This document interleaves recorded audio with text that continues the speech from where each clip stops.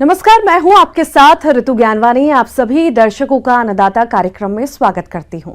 हमारे देश का किसान जन का पोषक है, वो श्रम का देवता है, अन्नदाता है, उसमें ही भारत की आत्मा निवास करती है।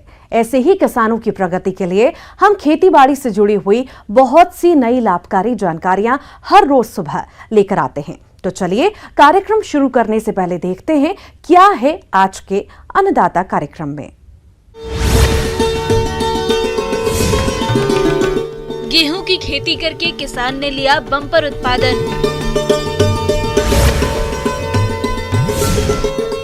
मछलियों में होने वाले रोगों की रोकथाम के उपाय।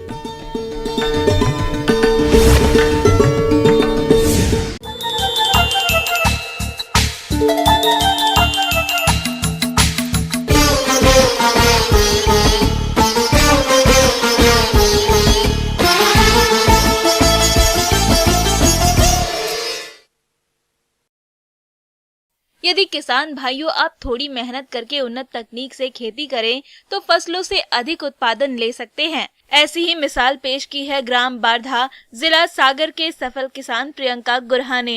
इन्होंने गेहूं की वैज्ञानिक तकनीक से खेती करके प्रति एकड़ 27 क्विंटल का उत्पादन लिया है और आज वो काफी खुश नजर आ रहे हैं। तो चलिए मिलते हैं इन्हीं से और जानते हैं इनके आय व्यय के बारे में।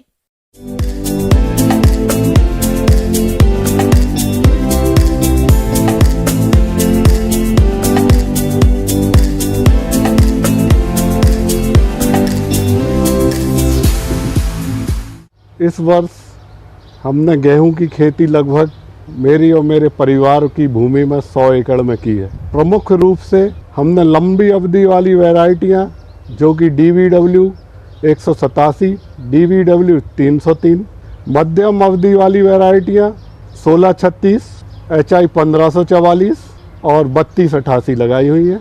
इस वर्ष भी गत वर्ष की तरह DVW 187 और DVW 303 ने मेरे यहाँ बम्पर उत्पादन दिया है।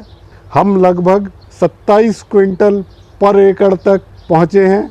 चूँकि इस वर्ष थोड़ा तापमान अधिक हो गया था मार्च के शुरू में, तो दाने का साइज थोड़ा छोटा हो गया है। इसीलिए गत वर्ष की तरह जो कि हम 29 क्विंटल तक पहुँच गए थे, इस वर्ष 2 क्विंटल का हमको नुकसान है।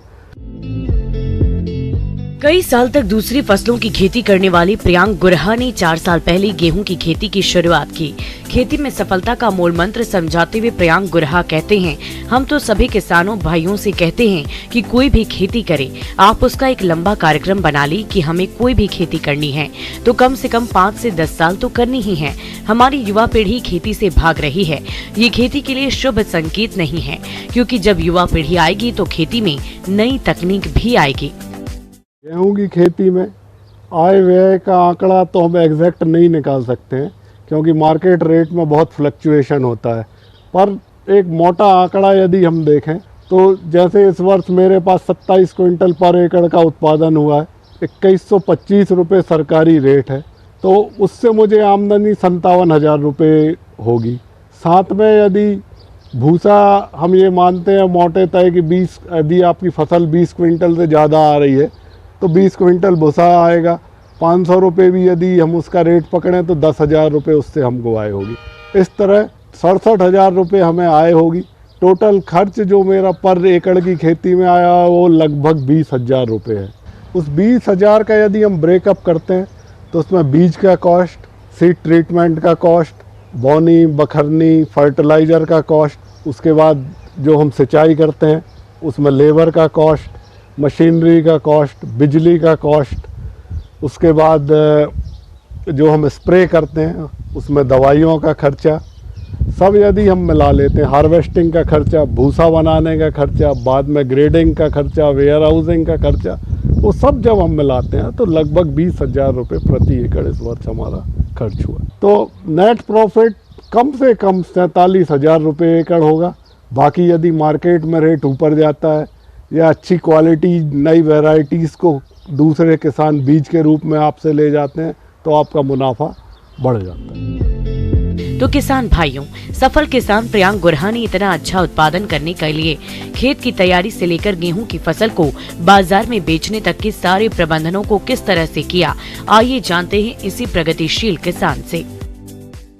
जो हम गेहूं की खेती के लिए ज़मीन और बीज का चुनाव करते हैं, उसमें हम एक चीज़ का विशेष ध्यान रखते हैं कि जो लंबी अवधि की वैरायटियां हैं उनको हम थोड़ी भारी ज़मीन में, जिनमें सिंचाई अधिक हम कर सकते हैं, उसमें लेते हैं। और जो मध्यम अवधि की वैरायटियां हैं वो जो थोड़ी हल्की ज़मीन है या जहां हम सिंचाई कम कर सकते हैं उनमें लेते हैं। और अल्प अवधि की जो वैरायटीज़ हैं उनको हम जब लेट सोइंग में आ जाते हैं दिसंबर जनवरी में तब लेते हैं, ताकि जो है मार्च की जो गर्मी है उससे उनके उत्पादन पर प्रभाव ना पड़े। सीड दर जो है, जो लंबी अवधि की वैरायटियां हैं उसमें हमने 45 से 50 केजी उपयोग करी है, और बाकी जो शॉर्ट ड्यूरेशन 4 महीने की वैरायटियां हैं उनमें मैंने 55 केजी यूज़ किया है। बीज उपचार पूर्ण तरह से हमने जैविक रूप से किया। उसके लिए हमने ट्राइकोडर्मा, एजेक्टोबैक्टर, पोटास मोबिलाइजिंग बैक्टीरिया जिसको हम KM भी बोलते हैं, और अपना नाइट्रोजन मोबिलाइजिंग बैक्टीरिया का उपयोग किया। किसान प्रियांक गुरहा बताते हैं कि गेहूं की बुआई से पहले खेत की तैयारी में 1 से 2 जुताई मिट्टी पलटने वाले हल से, उसके बाद 1 जुताई कल्टीवेटर से करने के उपरांत पाटा लगाकर खेत को समतल कर लिया और फिर उसके बाद गेहूं की बुआई शुरू की। सोइंग हमने फर्टिलाइज़र कम सीड ड्रिल से की।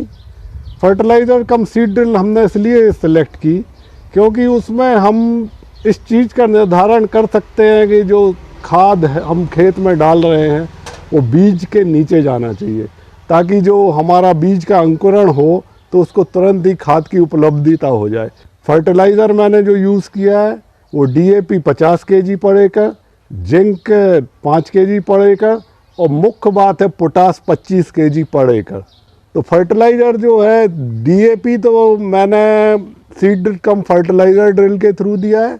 जिंक और पोटास को मैंने जो हम बखरनी करते हैं उसके पहले खेत में डाल के और फिर कल्टीवेटर से मिक्स कर दिया है। गेहूं की फसल में प्रथम सिंचाई हर परिस्थिति में 30 दिन के अंदर हो जानी चाहिए। दूसरी बात यह है, पहली सिंचाई के तुरंत बाद हमको 50 केजी यूरिया दे देना चाहिए, ताकि ग्राउंड रूट अच्छे से इनिशिएट हो और अच्छे हेल्दी कल्ले बने। अगली सिंचाई 45 दिन में, 60 दिन में और 70 दिन में वैरायटी के हिसाब से करते हैं। क्योंकि फसल में इस बार हमने 3 स्प्रे करे हैं। पहला स्प्रे मैंने वीडीसाइड का किया है। गेहूं में मुख्य रूप से जो 2 कीट आते हैं, एक तो फॉल आर्मी वर्म आता है, दूसरा जड़ माहू आता है। उनको कंट्रोल करने के लिए हमें लैम्ब्रेडा साइलोथ्रिन, क्लोरोपाइरीफॉस या जो रस चूसक अन्य दवाई आती है जो रस चूसक कीट को कंट्रोल करती हैं, वो उनका स्प्रे करते हैं। दूसरा स्प्रे जो मैंने किया है वो किया है जिंक 100 ग्राम्स, बोरॉन 200 ग्राम्स और 05234 जो है 1 केजी।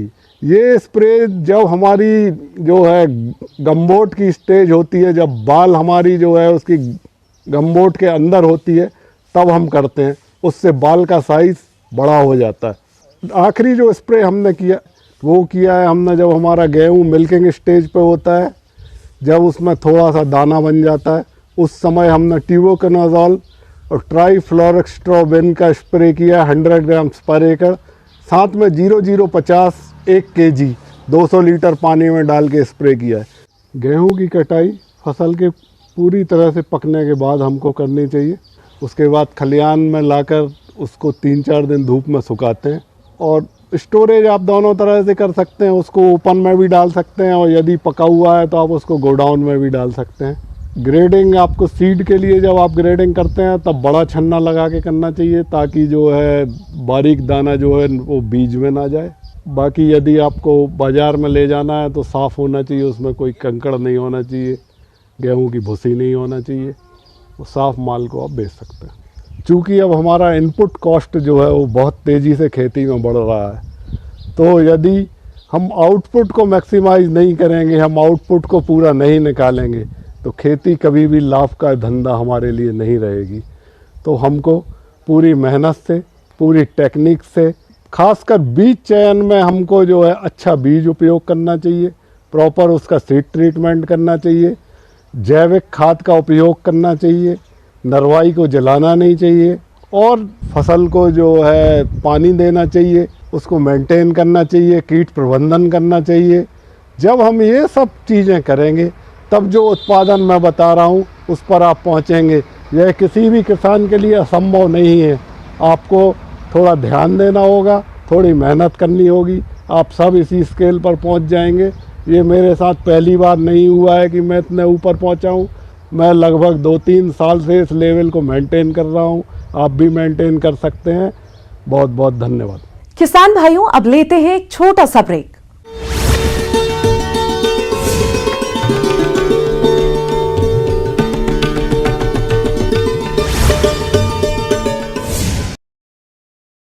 आज खंडवा दौरे पर रहेंगे सीएम शिवराज। लाडली बहना योजना के महासम्मेलन को करेंगे संबोधित। रोड शो में भी होंगे शामिल।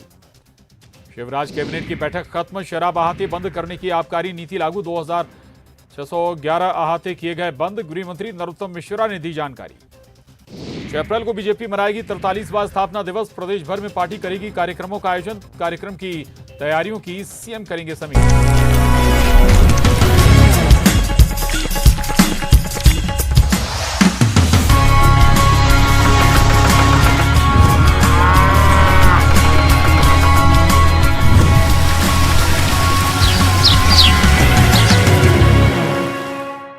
ब्रेक के बाद आप सभी दर्शकों का अन्नदाता कार्यक्रम में स्वागत है।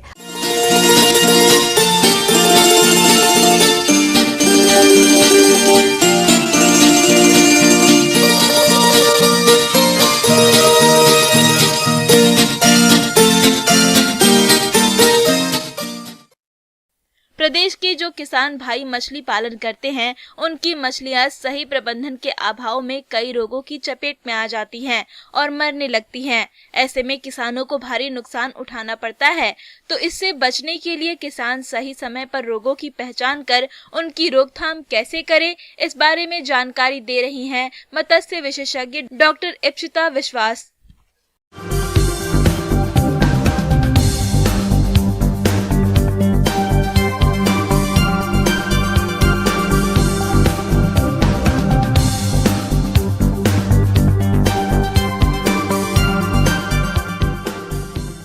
नमस्कार किसान बंधुओं, जैसे कि आपको पता है मछली एक जलीय जीव है और साथ ही साथ उसका जो वातावरण के साथ उसका अनुकूल होना बहुत ही उचित है।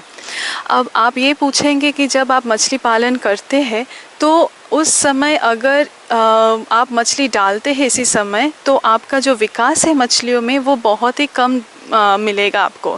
वो इसी कारण क्योंकि आपका जो जलीय या पर्यावरण है उसका अब परिस्थिति बदलते रहते हैं। मछलियां भी अन्य प्राणियों के समान प्रतिकूल वातावरण में रोगग्रस्त हो जाती हैं। रोग फैलते ही संचित मछलियों के स्वभाव में प्रत्यक्ष अंतर आ जाता है। जैसे बीमार मछली समूह में न रहकर किनारे पर अलग थलग दिखाई देती है, वे शिथिल हो जाती है, बेचैनी में अनियंत्रित तैरती है, कई बार मुंह खोलकर बार बार वायु अंदर लेने का प्रयास करती है। शरीर तथा गलफड़े फूलना, शरीर की त्वचा फटना और उससे खून आना आदि लक्षण दिखाई देते हैं। अगर मछलियों में होने वाले इन रोग के कारणों की बात करें तो तालाब का कुप्रबंधन, पानी की गुणवत्ता, तापमान, पीएच, ऑक्सीजन, कार्बन डाइऑक्साइड आदि की असंतुलित मात्रा मछली के लिए घातक होती है। कई बार रोगजनक जीवाणु और विषाणु पानी में रहते हैं। जब मछली प्रतिकूल परिस्थिति में कमजोर हो जाती है तो उस पर जीवाणु या फिर विषाणु आक्रमण करके रोगग्रसित कर देते हैं, जिससे मछली की बढ़वार रुक जाती है तथा कालांतर में तालाब में मछली मरने भी लगती है। एक रोग यानी एपिजोटिक अल्सरेटिव सिंड्रोम, जो कि आप लाल घाव के नाम पे भी जानते हैं, तो ये रोग बहुत ही ज़्यादा परिमाण मात्रा में मिलता है और इसी रोग को आप लोगों को नियंत्रण करना है। आप घरेलू पद्धति में भी इसको नियंत्रण कर सकते हैं या फिर आप इसको कुछ दवाई के ज़रिए भी नियंत्रण कर सकता है। ICAR सिफा के द्वारा सिफैक्स नामक एक दवाई मिल रहा है मार्केट में, उसको आप 1 लीटर दवाई आप प्रति हेक्टेयर में उसको डाल सकते हैं घुलित अवस्था में। अगर आप घरेलू पद्धति का बात करते हैं तो आपको जो चूना है, चूना के साथ आपको हल्दी मिलाना पड़ेगा, यानी 40 केजी चूना के साथ आप 4 किलो हल्दी आप मिलाएंगे। मिलाने के वो प्रति एकड़ में आपको उसको देना पड़ेगा, प्रयोग करना पड़ेगा आपके तालाबों के पानी पे। ये बात हमेशा ध्यान रखिए, जब भी आप घरेलू पद्धति को जब आप उपचार के रूप से इस्तेमाल करते हैं तो हमेशा ये ध्यान रखें कि आपका मछली में रोगग्रस्त है कि नहीं। अगर रोगग्रस्त ज़्यादा मात्रा में है तो आपको हर 1 हफ्ते के अंतराल में ही ये घरेलू पद्धति को आपको इस्तेमाल करना पड़ेगा। इसका असर धीरे धीरे होगा और आपका रोगग्रस्त से आपको ये बहुत ही ज़्यादा कम हो जाएगा। ड्रॉम्पसी रोग, ये रोग उन पोखरों में होता है जहां पर्याप्त भोजन की कमी होती है। इसमें मछली की धड़ उसके सिर के अनुपात में काफी पतला हो जाता है और दुर्बल हो जाता है। मछली जब हाइड्रोफिला नामक जीवाणु के संपर्क में आती है तो ये रोग होता है। प्रमुख लक्षण शल्कों का बेहद अधिक मात्रा में गिरना तथा पेट में पानी भर जाता है। इसकी रोकथाम के लिए मछलियों को पर्याप्त भोजन देना व पानी की गुणवत्ता बनाए रखना चाहिए। पोखर में 15 दिन के अंतराल में 100 किलोग्राम प्रति हेक्टेयर की दर से चूना डालें। और एक चीज़ कर सकते हैं आप खाने के साथ में भी, क्योंकि अभी मछली में खाने भोजन की मात्रा कम हो जाएगा, तो आप क्या कीजिएगा, हर 100 मिलीग्राम आप टेरामाइसिन या सल्फाडाइजिन ये आप दवाई ले सकते हैं। उसको आप खाने के साथ, आपका जो भोजन है उसको साथ आप मिला सकते हैं। मिलाने के बाद आप मछलियों में प्रयोग कीजिए। और चौथा, आप 200 किलोग्राम भाखरा चूना प्रति एकड़ भी आप इस्तेमाल कर सकते हैं ताकि वो एक प्रिवेंटिव मेजर की तरह काम करे। तो इसी 4 पहलुओं के ऊपर आप लोग ज़्यादा नजर दीजिए।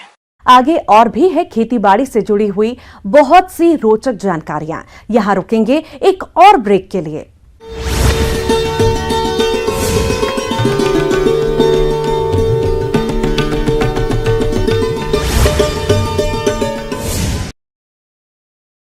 आज खंडवा दौरे पर रहेंगे सीएम शिवराज। लाडली बहना योजना के महासम्मेलन को करेंगे संबोधित। रोड शो में भी होंगे शामिल। शिवराज कैबिनेट की बैठक खत्म। शराब अहाते बंद करने की आबकारी नीति लागू। 2611 अहाते किए गए बंद। गृह मंत्री नरोत्तम मिश्रा ने दी जानकारी।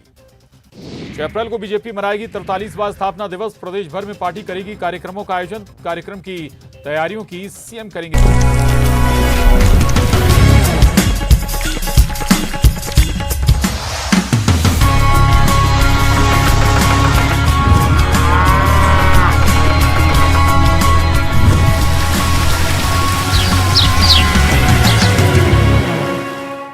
ब्रेक के बाद एक बार फिर से आप सभी दर्शकों का अन्नदाता कार्यक्रम में स्वागत है।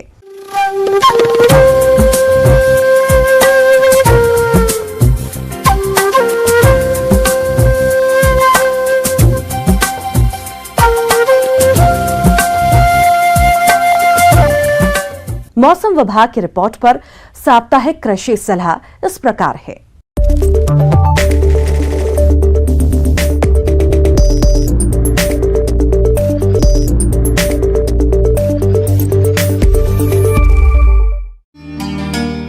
ग्रामीण कृषि मौसम सेवा, भारत मौसम विज्ञान विभाग, राजमाता विजया राजे सिंधिया कृषि विश्वविद्यालय ग्वालियर द्वारा भेजे गए मौसम पूर्वानुमान रिपोर्ट के आधार पर जिला ग्वालियर और इससे लगे जिलों के किसान भाइयों को सलाह दी जाती है कि संभावित मौसम पूर्वानुमान में आगामी दिनों में साफ से छुटपुट बादल छाए रहने, वर्षा नहीं होने का अनुमान है। अधिकतम तापमान 36 से 38 व न्यूनतम तापमान 20 से 22 डिग्री सेल्सियस रहने और हवा लगभग 8 से 11 किलोमीटर प्रति घंटा की औसत गति से मुख्यतः पश्चिम उत्तर व उत्तर पूर्व दिशा से बहने का अनुमान है। ऐसे में इन क्षेत्रों के किसान भाइयों को सलाह दी जाती है कि संभावित मौसम पूर्वानुमान को देखते हुए ग्रीष्मकालीन सब्जियों आदि में आवश्यकता अनुसार सिंचाई करें। इस समय पकी हुई फसलों विशेषकर सरसों की फसल की कटाई कर वर्षा आदि से बचाव की व्यवस्था के साथ सुरक्षित खलिहान पर रखें व सूखी हुई सरसों की शीघ्रता पूर्वक गहाई करें।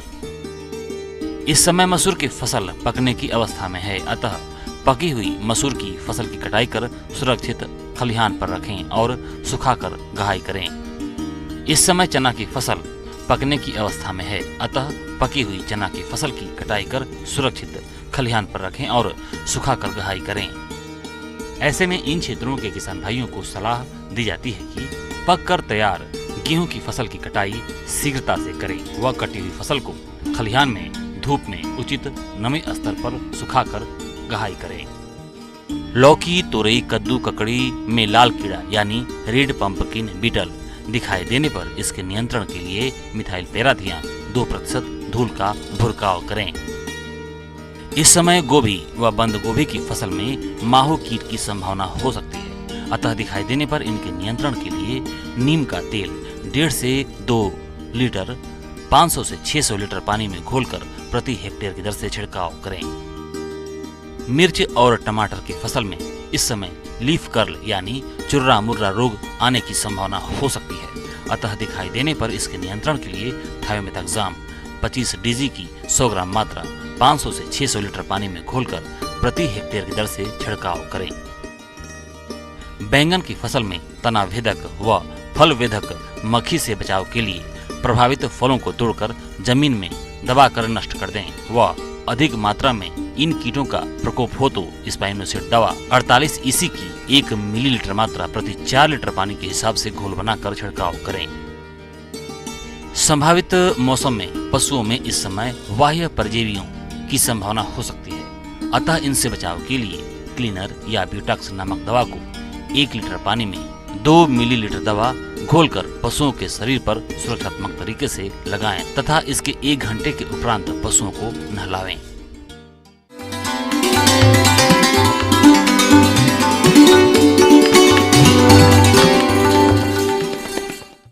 और आइए अब जानते हैं अन्नदाता निशुल्क फोन के माध्यम से पूछे गए समस्याओं का समाधान।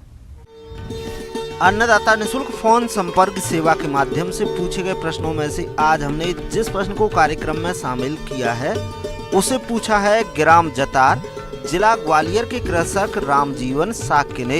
ये पशुओं के बार बार ताव में आने की समस्या के समाधान के बारे में जानकारी चाहते हैं। तो रामजीवन साक्य जी, आपकी जानकारी के लिए प्रस्तुत है कार्यक्रम का ये अंश।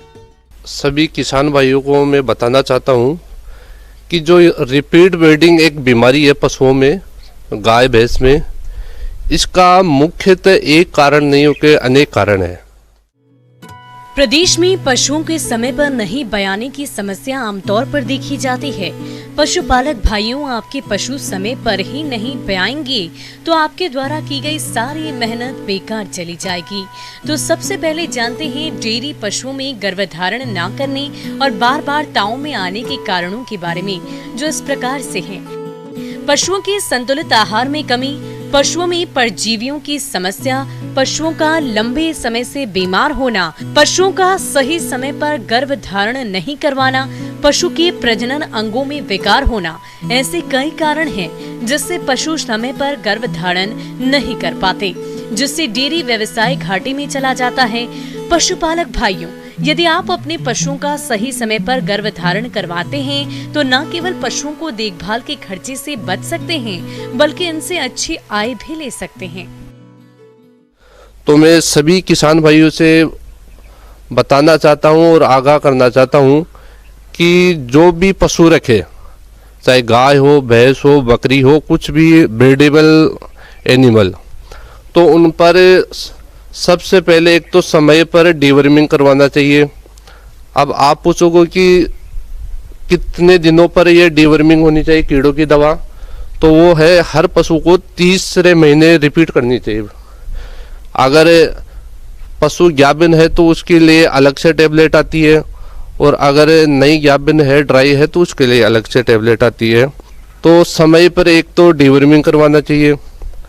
दूसरी बात है कि इनको समय पर बैलेंस न्यूट्रिशन, जो आज के इस समय में बहुत अति आवश्यक है कि इनको बैलेंस न्यूट्रिशन एनिमल्स को मिल नहीं पा रहा। क्यों नहीं मिल पा रहा कि जो चारा भूसा होता है उनमें भी सिर्फ ये पेट भरने के लिए होता है, तो इसके लिए आप बंटा दो और दो। और मार्केट में मिनरल मिक्सचर बहुत कंपनियों के आते हैं, तो इनमें जो भी बढ़िया मिनरल मिक्सचर आता है तो उनको पशुओं को समय समय पर खिलाते रहना चाहिए। और मिनरल्स की ईट वगैरह भी आती है तो वो भी आप पशु की नाद में रख दे तो वो आराम से खा भी लेती है और पशु स्वस्थ भी रहेगा, समय पर ताव में भी आएगा, कंची भी रहेगा और जो इसको प्रोडक्शन है वो भी बढ़िया रहेगा। तो इस प्रकार से समय पर इनको मिनरल मिक्सचर देवे। और मुख्यतः जो रिपीट ब्रीडिंग की बात आती है तो काश्तकार को ये मालूम नहीं पड़ता कि पशु ताव में कब आया है। तो इसके लिए काश्तकार को सुबह शाम दोनों टाइम पशुओं की देख रेख अच्छे से करनी चाहिए, जिससे काश्तकार को मालूम चले कि ये हिट में कब आया। अब हिट में आ गए तो उसको 12 से 18 घंटे के अंदर एआई होनी चाहिए। तो पशु 80% ताव में रहेगा और 80% ही वो कंसीव रहने के चांस रहते हैं। तो मेरा पशुपालक भाइयों से निवेदन है कि इन सभी बातों को ध्यान में रखते हुए पशुओं की देख रेख करें, तो इससे रिपीट ब्रीडिंग की बहुत हद तक आप इसको कंट्रोल कर पाओगे और समय पर ये एआई भी लेंगे और कंसीव भी रहेंगे।